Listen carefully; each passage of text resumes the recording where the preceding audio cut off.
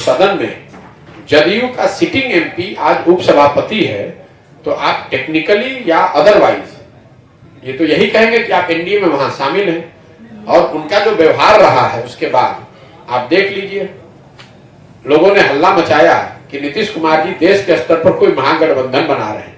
उस समय भी मैंने पहले दिन ही कहा था कि भैया ये बिहार के बाहर इसमें कुछ नहीं होने वाला है।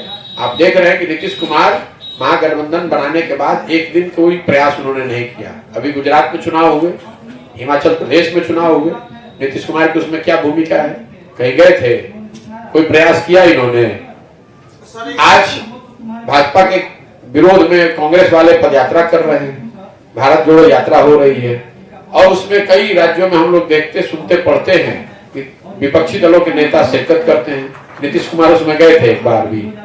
तो ये सिर्फ यहाँ के बिहार के नजरिए से बनाई हुई व्यवस्था है जो नीतीश कुमार को अपनी कुर्सी पर बने रहने में मदद कर रही है। नीतीश कुमार की बस अब जीवन में एक ही प्राथमिकता बच गई है कि किसी तरीके से मुख्यमंत्री बने रहे, वो चाहे भाजपा के साथ रह के बने या लालटेन के साथ रह के बने, उससे उनको कोई फर्क नहीं पड़ता है। काम हो न हो, कौन सी राजनीतिक गठबंधन बनेगा नहीं बनेगा, क्या विचार है, क्या व्यवहार है, उनको एक चीज से मतलब है कि हम मुख्यमंत्री बने रहे, बाकी जिसका जो होता है